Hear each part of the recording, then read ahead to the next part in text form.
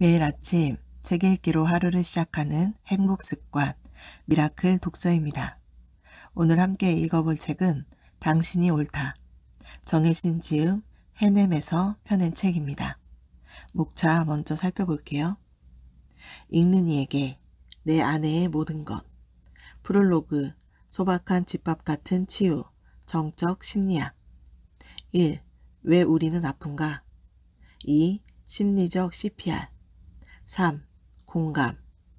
4. 경계 세우기. 5. 공감의 허들 넘기. 6. 공감 실전. 에필로그, 삶의 한복판에서 느끼고 경험한 것들. 읽는 이에게 내 아내의 모든 것. 내 아내는 정혜신이다. 그녀와 나는 1년 363일, 이틀 뺀 거 많다. 24시간 함께 있다. 무엇보다 연인이고 같은 일을 하는 도반이었으며 서로에게 스승이었고 특별하게는 전우였다. 심리적 참전의 현상에서 그녀는 치유자로 나는 심리기획자로 서로를 보호하는 전우애로 함께했다. 눈에 보이지 않지만 심리적 참전의 현장은 참혹했다. 국가폭력이든 가정사든 불행한 사고든 트라우마 피해자들의 고통은 상상을 초월한다. 집단적 고통처럼 보이는 일도 한 개인에 이르면 각자가 오롯이 감당해야 하는 개별적 고통이 된다. 지난 10수년 정혜씨는 고통의 총알이 빗발치는 전장에서 온몸으로 그것을 감당하며 전진해야 하는 최전방 치유자였다. 그녀가 그룹 치료의 형태로 진행한 심리전 참전의 현장을 나는 수백 회 참관했다. 단지 참관하는 것만으로 참전한 것뿐인데 그때마다 고통으로 항문이 움찔움찔했다. 신기하게도 그런 치료의 과정을 통해 어떤 이는 목숨을 건졌고 어떤 이는 몸을 추스렸으며 또 어떤 이는 희미하게 남아 웃었다. 우리와 함께 트라우마 현장에서 고통의 당사자가 치유자 정혜신을 만나고 나온 광경을 목격한 자원봉사자들은 내게 묻곤 했다. 저 상담실 안에서 무슨 일이 일어난 건가요? 저분 얼굴빛이 달라졌어요. 실제로 얼굴빛이 달라진다. 밤새 끔찍한 생각을 하거나 심하게 싸우고 아침에 거울을 보니 얼굴이 악마처럼 변해 있었다는 고백을 많이 들었다. 나도 그런 경험이 있다. 그러니 얼굴빛이 바뀐다는 말은 과장이 아니다. 누구라도 확연하게 알 수 있다. 비유적으로 어떤 이는 들것에 실려 상담실에 들어갔고 어떤 이는 성당 꽃불초처럼 펄펄 뛰며 들어갔다. 그러니가 비포 애프터처럼 으스러진 뼈를 추스러 걸어 나왔고 사슴 같은 눈으로 순하게 나왔다. 어디서 약을 팔아 코웃음 칠 수도 있고 간증록도 아니고 이게 무슨 의아해 할 수도 있다. 다 맞다. 약 파는 것도 맞고 간증하는 것도 맞다. 다만 부작용 없는 약이고 사람을 살리는 비종교적 간증이다. 그룹 치유의 현장을 직접 참관한 이도 얼굴빛을 통해 치유적 공기를 짐작한 이도 심지어 같은 일을 하는 나조차도 눈앞에 목격하고 전해들은 간증록 같은 일들의 원리와 맥락을 정확하게 알 수 없었다. 그녀와 고통받는 사람 사이에선 무슨 일이 일어난 걸까? 이 책은 그것을 설명하기 위해 치유자 정혜신의 현장 경험과 내공을 집대성해 놓은 쉽고 전문적인 책이다. 읽는 책이 아니라 행하는 책이다. 심폐소생술은 내용보다 내용을 정확하게 몸에 익히는 게 중요하다. 그래야 위급한 상황에서 사람을 구한다. 이 책은 심리적 CPR에 관한 내용을 담고 있다. 그러니까 그냥 책이라기보다 행동 지침서다. 이해하고 알아야 행동할 수 있으니 읽는다고 표현하지만 궁극은 공감, 행동 지침서다. 세상에 무수한 사랑이 있어도 누구의 사랑이냐에 따라 전혀 다르듯 그 흔하디 흔한 공감이 무슨 새로운 원리냐고 따져 묻는다면 정혜신의 공감이라고 토를 달아야겠다. 이해가 쉽도록 적정 심리학이라는 새로운 패러다임에 정혜신의 공감을 얹었다. 이론 정립과 검증에 3년쯤 걸렸다. 내가 보기에 그녀는 정신과 의사라는 정통적인 틀에서 벗어난 지 오래이다. 자격증이 있어야 치유자가 아니라 사람을 살리는 게 치유자라고 생각이 확고하다. 정신의학 쪽이나 관련 자격증을 가진 전문가들은 불편할 수도 있다. 예를 들어 우울증 진단 등과 관련한 부분 등은 도발적이다 못해 전투적이다. 물론 나는 그녀의 의견을 지지한다. 내 편이라서가 아니라 실제로 현장에서 그녀의 그런 내공과 태도로 고통받는 사람의 낯빛이 바뀌는 걸 수도 없이 목격했고 그와 관련해 논문을 내도 될 만큼 토론도 했기 때문이다. 심리치유와 관련해 자신을 구하고 다른 사람을 돕는 일에 관심이 많다면 일반인은 물론 전문가들에게도 요긴한 책이다. 일말의 과장도 없이 모든 심리치유의 토대가 되는 내용이라고 단언할 수 있다. 정혜신의 공감이 심리치유의 모든 것이 될 수는 없지만 적어도 심리치유의 베이스 캠프는 될 수 있을 거라고 나는 믿는다. 오랜 경험을 가진 전문가들을 대상으로 검증도 했다. 상담가, 목사, 학교 선생님, 신부, 수녀, 직장인 멘토 등 심리적으로 누군가를 도와주려는 이들이 보면 좋겠다. 상처 입은 가까운 사람을 연민하고 보호해주려는 사람이 보면 좋겠다. 일반인들에겐 엄마라면 대부분 가지고 있다는 책, 삐뽀삐뽀 119 소아과처럼 상비 치유 지침서쯤 예상했다. 몇 번 읽었다고 다른 사람에게 빌려주지 말고 필요할 때마다 펼쳐 읽고 되새김질하면 결정적 도움을 받을 수 있다. 나 같은 심리 전문가도 그러고 있고 그때마다 도움을 받는다. 상담 전문가든 관계의 고다움에 지쳐있든 누구라도 상관없이 무차별적으로 효과를 볼 수 있는 행동 지침이 가득하다. 밑줄 그을 필요도 없다. 몇 번 읽으면 그 다음부턴 어떤 문제가 닥쳤을 때 자문서처럼 아무 페이지나 펼쳐도 현재 내 상황에 맞는 실제 처방이 나온다. 그렇게 설계됐고 그렇게 썼다. 내게만 선언한 거지만 그녀는 7년 전 절필했다.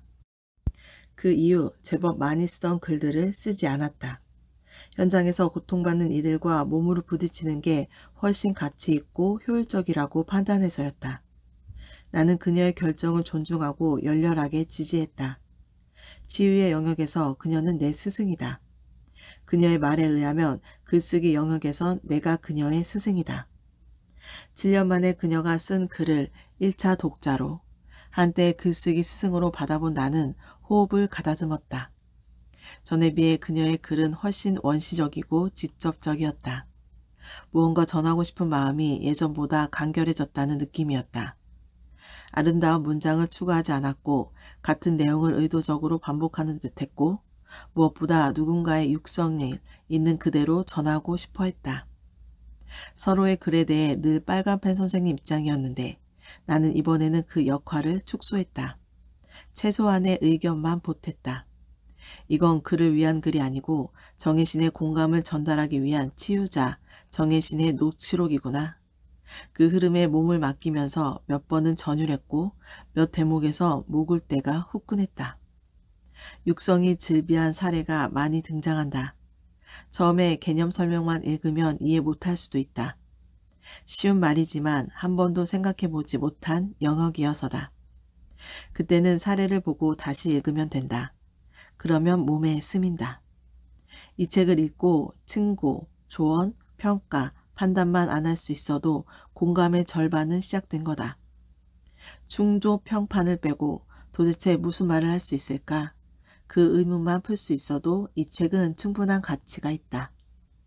내가 읽을 때마다 의견을 보탤 때마다 울컥했던 대목들은 항상 같았다. 네가 그렇게 힘들었는데 내가 몰랐었구나 하는 망치 같은 각성. 상대의 힘든 시간을 알게 되는 부분이었다. 초등학생 아이가 학교에서 어떤 다툼 때문에 선생님에게 혼나고 집에 와 엄마에게 얘기했더니 엄마가 다음부터는 그러지 말라고 충고하는 장면. 아이가 울면서 말했다. 엄마는 그러면 안 되지. 내가 왜 그랬는지 물어봐야지. 선생님도 혼내서 얼마나 속상했는데. 엄마는 나를 위로해줘야지. 그 애가 먼저 나에게 시비를 걸었고 내가 얼마나 참다가 때렸는데 엄마도 나보고 잘못했다고 하면 안 되지. 아, 아이의 그 말. 엄마는 나한테 그러면 안 되지. 내 편이어야지. 내게 물어봐야지. 어린이집에서 왕따 경험을 한 6살 아이가 오랜 시간에 걸쳐 엄마의 세심하고 과감한 지지를 받은 후 홀가분한 표정으로 했다는 말. 엄마 고마워. 나는 이제 자유야. 그게 이 책의 전부다. 정혜신의 공감의 핵심이다. 치유자 정혜신의 모든 치유적 내공과 정성이 집대성된 행동 지침서가 이 책이다. 지극히 개인적으로 말하면 내 안의 정혜신의 모든 것이다. 그 모든 것으로 누군가를 구하고 상처에 연고를 바르고 관계를 편안하게 할 것임을 믿고 기대한다. 2018년 가을 초입에 이것으로 누군가 구해질 것이라 설레며 이명수. 프롤로그. 소박한 집밥 같은 치유, 적정 심리학. 어떤 단어가 사냥매처럼 마음속에 내리꽂히거나 저녁 강물처럼 흘러들어올 때가 있다. 적정 기술이란 단어가 그랬다. 이런 사람 살리는 개념이라니. 심플하고 아름다웠다. 매혹당하지 않을 도리가 없었다. 아프리카 어느 마을, 식수가 부족해 아이들은 아침 일찍 운동회를 치고 물을 길러 나간다. 몇 시간을 걸어가서 물을 길러 이고 지고 되돌아오는데 아이들의 불완전한 걸음과 부실한 물동이 때문에 절반은 돌아오는 동안 흘러서 사라진다. 그 딱한 사정을 접한 디자이너가 사람들과 힘을 합쳐 큰 드럼통 모양의 물통을 만들었다. 그 후 아이들의 삶은 달라졌다.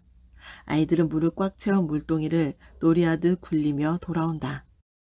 더 짧은 시간에 더 많은 양의 물을 운반할 수 있는 것은 물론 저장도 가능하게 되었다. 마을 주민들의 삶도 달라졌다. 아이들은 물 기느라 갈 수 없었던 학교를 다닐 수 있게 되었다. 아주 간단한 물통 디자인 하나가 바꿔놓은 일상의 기적이다. 흔하디 흔한 적정 기술의 한 사례다. 적정 기술은 화성 이주를 꿈꿀 정도로 환상적인 과학기술이 넘쳐나는 시대에 간단하고 일상적인 기술의 결핍으로 인간다운 삶을 살지 못하는 사람들에 대한 연민과 주목에서 비롯한 개념이다. 전 지구적으로 식량이 넘쳐나는데 굶어 죽는 사람이 그토록 많은 이유를 따져 묻는 것과 비슷한 의문에서 출발한다. 인간의 윤택한 삶이 최종 목표인 과학, 그것도 과학 만능주의 시대에 여유롭고 행복한 사람이 넘쳐나지 않는 건 이상하다. 어떤 이들은 그 이유를 우리에게 최첨단 과학기술이 부족해서가 아니라 일상에 필요한 적정 기술과 그것의 적정한 분배가 이뤄지지 않아서라고 요약했다. 소박하지만 위대한 성찰이다. 그래서 적정 기술의 개념과 적용 사례를 처음 접했을 때 흥분했다. 간단한 과학과 평범한 기술들이 전해주는 결과는 결코 소박하지 않았다. 우뚝하고 놀라웠다. 주머니 속에 있던 구겨진 종이 조각이 마술사의 콧김을 만나 비둘기가 되어 하늘로 날아가는 모습을 보는 것 같았다. 특별할 것 하나 없는 디자인이나 단순한 기술 하나가 고통 속에서 살아가는 삶들의 바탕색을 회색에서 파랑으로 바꾸었다. 단 거기에는 누군가의 고통에 눈길을 포개는 이들의 섬세한 뜨거움이 필요하다. 그것이 비현실을 현실로 바꿔내는 신묘한 힘, 마술사의 콧김 같은 것이다. 적정 기술이란 개념이 화선지 위에 먹물처럼 내게 스민 건 그때 내가 움켜쥐고 있던 문제의식과 맥이 닿아 있어서였을 것이다. 눈물 흘리는 사람들의 속마음을 듣는 현장, 주로 트라우마 현장에서 생긴 문제의식이기도 하지만 무엇보다 심리치유와 관련해 오래전부터 이어져 온 전문가로서의 문제의식이기도 했다. 전문가들의 심리학이 아닌 적정한 심리학이 필요하다. 자격증이 무용지물인 트라우마 현장. 최근 15년을 1970년부터 80년대의 고문 생존자와 자살이 이어지던 해고 노동자 집단, 세월호 유가족 등 여러 형태의 국가폭력 피해자들과 함께 있었다. 현장에서 그들의 신음소리를 생생하게 들었고 회복이 불가능할 것 같은 그들의 내상을 목격했다. 트라우마 현장에선 심리치유 관련 전문가 자격증이 무용직물이라는 걸 숱하게 목격했다. 사회적 재난 현장에는 심리치유 전문가들 뿐만 아니라 시민운동가, 일반 자원활동가 등 많은 사람들이 모인다. 그런데 초기 몇 개월이 지나면 자격증을 가진 전문가들은 현장에서 찾아보기 어렵다. 오랜 세월 각기 다른 현장에서 반복적으로 접한 일이다. 자격증을 가진 전문가들의 철수는 상황이 정리되거나 피해자들의 상태가 호전되어서가 아니다. 혼돈의 시간을 거치면서 심리적 내상이 더 또렷하게 드러나고 그에 따라 치료와 관련된 일들이 엄청나게 많아지는 때임에도 그랬다. 세월호 참사 때도 마찬가지였다. 초기에 많은 전문가들이 현장에 왔지만 이내 거의 사라졌다. 대신 집에만 앉아 있을 수 없어서 무작정 왔다는 자원활동가들의 숫자는 시간이 갈수록 늘어났다. 그들은 내가 할 수 있는 게 아무것도 없다며 울면서 무슨 일이든 했다. 피해자들을 위해 음식을 만들고 설거지를 하고 청소를 했으며 한없이 무기력하게 느껴지는 자신의 슬픔과 분노, 무력감을 호소하면서도 유가족들 손을 잡고 함께 울었다. 그들의 이런 마음과 태도는 피해자들에게 실질적인 도움을 준다. 현장에서 반복적으로 일어났던 일들이다. 그들의 행동과 눈빛은 트라우마를 받은 이후 세상과 사람을 통째로 불신하게 된 피해자들에게 당신은 혼자가 아니다라는 느낌을 갖게 한다. 결정적인 위로다. 아무 자격증 없는 자원활동가들은 현장에서 그렇게 자신의 자리를 찾고 역할을 해냈다. 세월호 참사 당시 정부와 정치 권력은 상처 입은 피해자들을 길바닥에 패대기치고 상처에 소금을 뿌렸다. 하지만 자원활동가들의 한결같은 일상적 활동과 그들의 공통 정서인 슬픔과 무기력을 만들어낸 슬픔과 무기력의 거대한 연대는 피해자들을 구하는 동아줄이 되었다. 그 굵은 동아줄 곳곳에는 엄청난 치유적 에너지가 팽팽했다. 자원활동가들 중 몇몇은 자기 경험을 바탕으로 치유의 원리를 자기 언어로 아무렇지도 않게 말한다. 자신이 하는 말과 행동이 치유의 원리에 가장 근접한 것이라고는 짐작도 못한다. 옆에서 진심을 다해 말해줘도 자기는 치유는 알지도 못하는 사람이라며 자신에겐 가당치 않은 칭찬이라고 밀어낸다. 그들의 깨달음과 그 바탕에서 나오는 활동은 이론으로 무장한 전문가의 말과는 전혀 다른 결의 힘과 효력이 있다. 다른 많은 트라우마 현장에서도 비슷한 일이 반복됐다. 일반 자원활동가들은 처음엔 혼돈 속에서 갈팡질팡하더라도 마침내 피해자들에게 도움이 된다. 하지만 자격증이 있는 사람들은 조금 다른 양상을 보인다. 처음엔 전문 분야의 지식과 경험을 바탕으로 뚜렷하게 뭔가 치유를 하겠다며 나서지만 곧 존재감을 잃는 경우가 적지 않다. 생업이 바빠서 자신의 일터로 돌아간 경우보다 피해자들이 더 이상 그들에게 도움을 구하지 않거나 심지어 거부를 당해서 현장을 떠나는 경우도 있다. 왜 그럴까? 왜 심리치유 전문가일수록 현장에서 실패하는가? 사람 목숨이 경각에 달린 현장에서 전문가가 자기 역할을 하지 못한다면, 그것도 많은 경우 그렇다면 그때 자격증이란 도대체 무슨 의미가 있는가? 내가 관련 자격증을 가졌으니 오해를 무릅쓰고 정신의학의 경우를 예로 들어보자. 정신의학은 신경증, 정신질환 등의 질병을 진단하고 치료하기 위한 임상적, 학문적 틀 위에 세워진 의학의 한 분야이다. 이 틀은 어쩔 수 없이 인간의 고통과 갈등을 질병의 관점에서 바라보는 전통을 유지한다. 그래서 정신의학은 사람을 사람보다는 환자로 인식하는 경향이 있다. 의사들에게는 수련회 때부터 시작된 거의 무의식적 과정이다. 그런 시선은 나를 비롯한 정신과 의사들에게 너무 자연스러운 일이 되었다. 사람 마음의 유익을 위해서 복무해야 하는 정신의학이나 심리학이 학문 본연의 역할과 다르게 사람이라는 존재 자체와 서서히 괴리된 것이다. 오래된 일이다. 트라우마 현장에서 피해자가 전문가에게 도움이 되는 도움을 달라고 절규하는 걸 들은 적이 있다. 도움이 되지 않는 도움의 실체는 무엇인가? 도움이 되는 도움은 왜 도움이 되고 도움이 되지 않는 도움은 무엇 때문에 도움이 안 되는가? 정신과 의사들은 트라우마 현장에서도 그들의 슬픔과 고통을 충분히 듣기 전에 약물 처방전을 꺼내는 경우가 많다. 이는 피해자의 고통을 증상을 중심으로 인식하기 때문이며 증상은 질병의 근거가 된다. 우울증의 원인을 생물학적 기전으로 설명하며 약물로 증상을 줄여주는 일은 의사만이 할 수 있는 고유하고 중요한 역할이라고 생각한다. 물론 그런 면도 있다. 불면이나 불안 등의 증상이 그 사람이 겪고 있는 스트레스에 대한 심리적 저항력을 떨어뜨리고 일상을 더욱 고통스럽게 만들고 있다면 약물 치료로 증상을 줄이는 도움을 받을 수 있다. 그러나 아이 잃은 고통을 조롱하고 상처에 소금을 뿌리는 자들에 의해 영혼이 갈갈이 찢어나가는 고통을 느끼는 피해자들은 자신을 환자로 바라보는 의사의 시선에 의해 다시 상처를 입는다. 트라우마 피해자들은 자신을 환자가 아닌 고통받는 사람으로 바라봐 주길 바란다.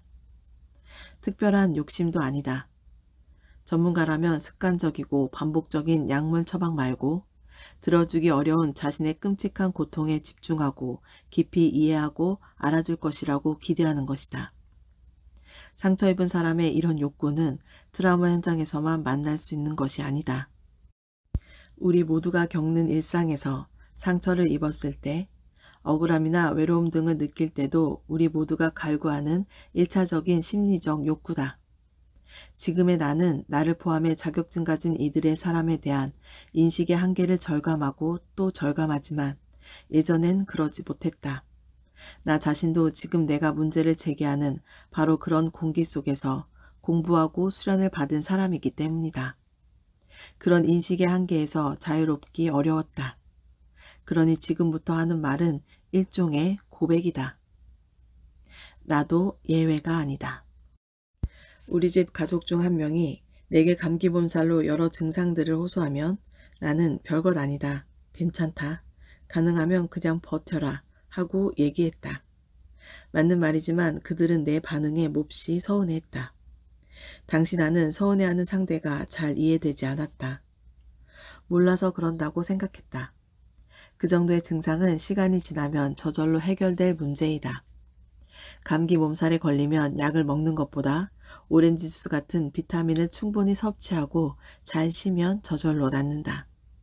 특별하게 해줄 것도 해줄 필요도 없다. 의학적 지식에 비추어 틀린 말도 아니고 야멸찬 말은 더욱 아니다. 그러나 그 말을 듣는 상대방의 입장은 좀 다르다. 죽을 만큼 큰 병이 아니더라도 자신의 아픈 몸에 진심으로 관심을 가져주길 원한다. 특별한 치료가 필요 없는 질병이라도 일상에서 조심해야 할 것들, 대증요법 같은 것이라도 한두 가지 일러줬으면 상대는 안심했을 것이다.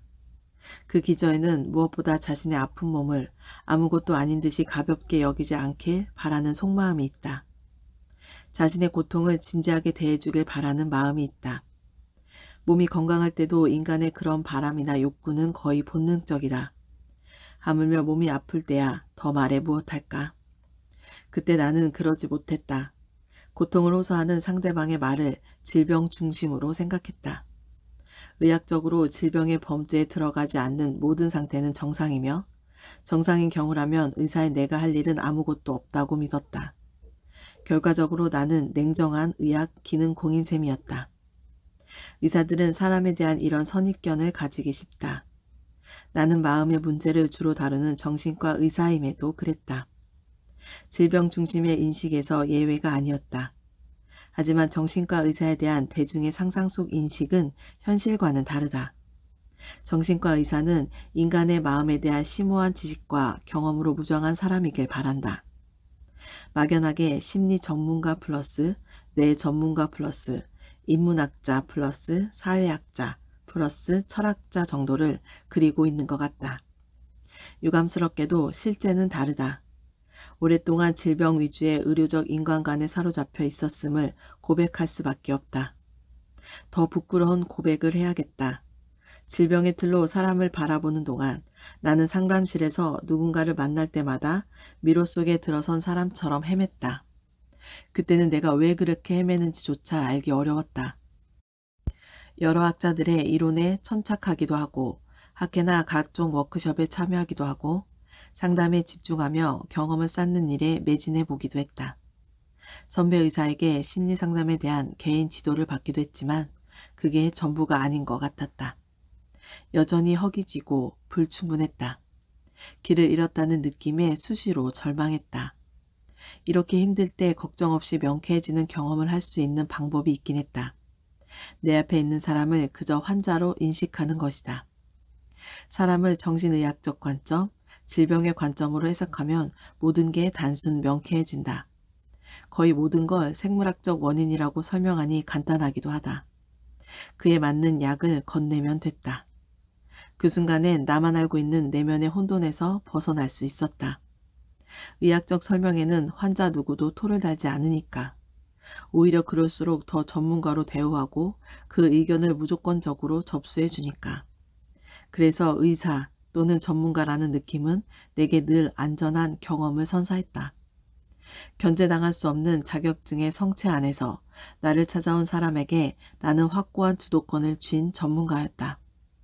나를 찾아온 사람이 내 진료실을 떠나지 않는 한 그것은 어김없는 사실이었다. 자격증은 내게 인간에 대한 근본적인 질문을 던지는 일, 그 답을 얻기 위해 치열하게 갈등하는 시간을 건너뛰더라도 마음을 덜 불편하게 했다. 자격증은 내가 답을 가졌다는 징표처럼 느끼게 해줬다. 그러나 청소를 끝내지 않은 더러움을 이불로 덮어놓은 것 같은 외면의 시간 속에서 사람에 대한 나의 근원적인 불안과 혼돈은 더 커져만 갔다. 중요한 계기가 있었다. 진료실이 아닌 곳에서 사람들의 속마음을 듣는 일을 시작한 것이다. 나는 대기업의 CEO와 임원들, 오너 회장이나 정치인들, 법조인들처럼 사회적으로 성공했다고 자타가 인정하는 사람들의 속마음을 듣고 나누는 일을 15년 이상 했다. 그들의 삶과 내면 갈등, 그들의 욕구와 상처, 그들의 관계에 대해 깊은 이야기를 나눴다. 그들은 증상을 호소하기 위해 나를 찾은 환자가 아니었다. 나는 당연히 그들을 환자로 인식하지 않았고 그들도 자기 삶 전반에 자신에 대해 이야기를 했다. 그러면서 알게 됐다. 그들 중에는 예전 내 진료실에서 얼마든지 만났을 법한 사람들이 많다는 사실을. 이전에 내가 진료실에서 만난 사람들 중에도 이들과 근본적으로 다르지 않는 사람들이 꽤 있었다는 사실을. 내가 사람을 만난 장소, 진료실이냐 아니냐가 사람에 대한 나의 인식에 큰 걸림돌이었던 셈이다. 내 앞에 한 사람을 온전한 존재로 바라보기 어려웠던 이유가 바로 그것이었다. 정신과 의사로서 그토록 오랫동안 사람에 대해 혼란스러웠던 이유를 알게 됐다. 진료실을 찾는 사람들은 버티고 버티다가 의사에게 기댈 수밖에 없겠다 싶은 심정이 되었을 때 병원에 오는 경우가 대부분이다. 지금 자신에게는 타인의 도움이 필요하며 환자 취급을 받아도 상관없다는 마음, 백기투항하는 심정으로 온다.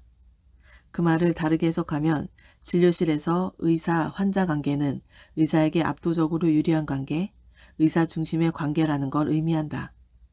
진료실이 아닌 일상의 공간에서 누군가를 만났을 때 사람은 자신의 매력을 보이고 자존심을 지키려 애쓴다. 그런 일상의 공간에서 자기 속마음을 털어놓으려면 특별하고도 충분한 이유가 있어야 한다. 진료실이 아닌 현장에서 환자가 아닌 사람을 만나며 진료실이 아닌 곳에서 사람들의 속마음을 접하며 나는 알게 됐다. 이곳에선 심리적 진검승부가 필요하구나. 그들은 자신을 환자로 생각하지 않는 사람들이었고 나도 당연히 그들을 환자로 생각하지 않았다. 그동안 진료에서 만나는 사람들을 환자로 규정하고 의사라는 우월적 위치에 대한 자각 없이 살았던 것이다. 진료실 밖에서 흰 가운이라는 보호막 없이 그들의 속마음을 들으며 그 사실을 확실히 알았다. 환자라는 틀로만 바라봐도 괜찮은 사람이란 세상이 없다. 그런 시각은 옳지도 않지만 맞지도 않는 말이었다. 사람이라면 누구나 상처가 있다. 남보다 특별하게 예민한 구석도 있다. 거기에서 예외인 사람은 없다. 아무리 건강한 사람이라 해도 24시간 건강하게 살지 못하듯 노이로제가 있는 사람이라도 24시간 노이로제 환자로 살지 않는다. 진료실이 아닌 곳에서 환자 아닌 사람의 내면을 만나면서 사람에 대해 혼란스러웠던 시간들이 안개 거치듯 조금씩 제자리를 찾았다. 진료실 밖에서 환자로 쉽게 규정할 수 없는 사람들과 속마음을 나눈 시간은 나를 변화시켰다. 지금 나는 전통적 의미의 정신과 의사와 다를 수도 있다고 생각한다. 내가 가진 사람에 대한 관점이나 태도가 동료 정신과 의사들과 많이 다를 거라는 말이다. 옳다 그르다, 효과적이다 아니다의 차원을 넘어 다르구나 느낀다는 뜻이다. 최근 15년간 낮에는 기업인이나 법조인, 정처인들의 속마음을 만났지만 밤이나 주말에는 트라우마 현장에서 피해자들과 함께 있었다. 세월호 참사 이후에는 전적으로 트라우마 피해자들과 함께 있었다. 이 시간들을 거치며 나는 사람에 대한 감각을 비로소 온전히 되찾았다. 진료실에서 늘상 겪던 혼란에서 벗어났다. 현장은 험했지만 나의 내면은 예전과 비교할 수 없을 만큼 고요하고 단단하고 흔들림이 없다. 트라우마 현장은 벌어진 상처가 오염 속에 그대로 노출되는 야전이다. 깨끗한 소독실도 없고 수술실도 없다. 상처 위로 흙먼지가 올라오고 언제든지 2차, 3차 트라우마가 덮쳐져 덧난다. 의사의 권위를 내세울 흰색 가운도 없고 첨단 의료시설과 장비에 의존해 권위를 드러낼 수도 없다. 포탄이 머리 위로 날아드는데 점막 안으로 전기를 끌어와 불을 밝히고 수술을 해야 하는 임시 야전병원 같은 곳이다. 그곳에선 상처를 적당히 외면한 채 전문 지식이나 언변으로 눈치고 넘어갈 수 없다. 넘어가지지도 않는다. 트라우마 피해자들에겐 전문가의 실수나 부주의의 아량을 베풀 만큼의 여유가 조금도 없다. 안팎으로 상처투성인 이들은 상대방의 작은 허점도 용납하지 않는다. 절박한 상황이라서 그렇다. 자신은 환자가 아니라 피해자라고 절규하지만 세상 어떤 환자보다 더 치명적인 상처를 입은 사람들이 그들이다. 그들이 자기 상처를 있는 그대로 드러낼 때까지는 매 순간 진검승부가 필요하다. 자격증으로 치유자의 존재감을 드러내는 게 불가능하다. 그곳에선 자격증은 무용지물이다. 자격증 있는 사람이 치유자가 아니라 사람을 살리는 사람이 치유자다. 사람의 본질, 상처의 본질을 알고 움직이는 사람만이 치유자일 수 있는 곳, 그곳이 트라우마 현장이다. 외형이 아름다운 품새의 무술이 아니라 위력이 최우선인 실전 무술이 이기는 쌀벌한 싸움터다. 사회적으로 가장 높은 위치에 있는 사람들의 깊은 상처부터 순식간에 온 삶이 뻘 속에 패대기 쳐진 트라우마 피해자의 상처를 동시에 만나면서 깨달았다. 어떤 상황에 처했을 때도 어떤 외부적인 조건과도 무관하게 작동하는 인간 마음의 본질적인 요소가 있다는 것을. 사람의 삶의 마지막까지 영향을 미치는 것은 외부적 환경이나 상황 등 그들의 조건이 아니라 그 사람 존재 자체다. 막대한 명예나 부를 일군 사람이든 비극적인 트라우마 피해자든 그들의 외적 조건 이전에 그들이 한 명의 개별적 존재라는 사실에 오롯이 집중하다 보면 그들의 존재 내면에서 그들이 살 길이 열린다는 사실을 나는 돌에 새기듯 깨달았다. 두 집단을 양극단으로 해서 그 사이 어느 한 지점에 속하는 보통 사람들에게는 더 말할 것도 없는 진실이다. 그 깨달음은 내게 많은 변화를 가져왔다. 이제 나는 삶의 고통을 질병으로 간주하는 의학적 관점은 잘못됐다고 말할 수 있다. 고통스러운 사람의 속마음을 보듬고 건강한 성찰을 도울 수 있는 사람은 질병 전문가인 정신과 의사만 가능한 것이 아니다. 사람을 사람으로 보는 것이 진정한 전문가적 시선과 태도이다. 그런 토대 위에서 우리 모두가 자기 스스로를 돕고 가족이나 이웃도 직접 도울 수 있는 적정한 심리학이 가능하다고 나는 믿는다. 내가 경험한 치유의 원리와 구조. 프로이트가 자신의 외래 진료실을 찾은 환자들을 만나면서 구축한 정신분석학 이론이 세상에 나온 지 100년이 넘었다. 그 영향력의 파장은 부연 설명이 필요 없을 만큼 넓고 깊다. 치유 전문가로서 내 시각의 한 축도 그런 정신분석학 공부와 경험에 깊이 몰입돼 있었을 것이다. 그 이론들을 바탕으로 공부했고 오랫동안 그 자장 안에서 정신과 의사라는 전문가로 활동했으니 당연하다. 그러나 나는 이 책에서 프로이트나 윙, 아들러처럼 교과서에 나오는 정신분석학자들의 이론이나 말을 인용하지 않았다. 그럴 필요를 더 이상 느끼지 않았다. 지금까지 내가 만났던 사람들을 통해서 경험한 내가 생각하는 치유의 핵심 원리와 구조를 내 시선으로 말할 것이다. 숨쉬고 살아가는 지금 여기를 사는 우리들 삶의 속사를 바탕으로 도움이 되는 도움을 제공할 수 있었으면 한다. 내 삶은 물론 내 옆 사람을 도울 수 있고 때론 나도 모르게 내가 내 이웃을 살릴 수 있는 실제적인 치유 팁을 그간의 내 경험을 중심으로 얘기할 것이다. 적정한 기술이 사람의 삶을 바꾸듯 적정한 심리학 이야기도 그렇게 되기를 소망한다. 이론이 아닌 실생활에서 실질적인 위력을 갖는 실용적인 심리학 정도로 바꾸어 설명할 수도 있겠다. 나와 내 옆 사람의 속마음을 이해하고 도울 수 있는 소박한 심리학을 나는 적정 심리학이라 이름 붙였다. 만약 조리사 자격증을 가진 사람만 음식을 할 수 있는 법이 있다면 우리 일상에 어떤 일이 벌어질까? 허기를 면하려면 조리사 자격증을 가진 사람의 식당 앞에서 하루 두세 번씩 긴 줄을 서야 할 것이다. 삶을 영위하기 위한 가장 기본적인 욕구인 식욕을 그렇게 해소하며 살아야 한다면 한 인간으로서 최소한의 자존감을 유지하고 살기 어렵다. 실제로 우리는 일상에서 스스로 집밥을 만들어 허기를 해결한다. 외식도 하지만 조리사에게만 의존하지 않는다.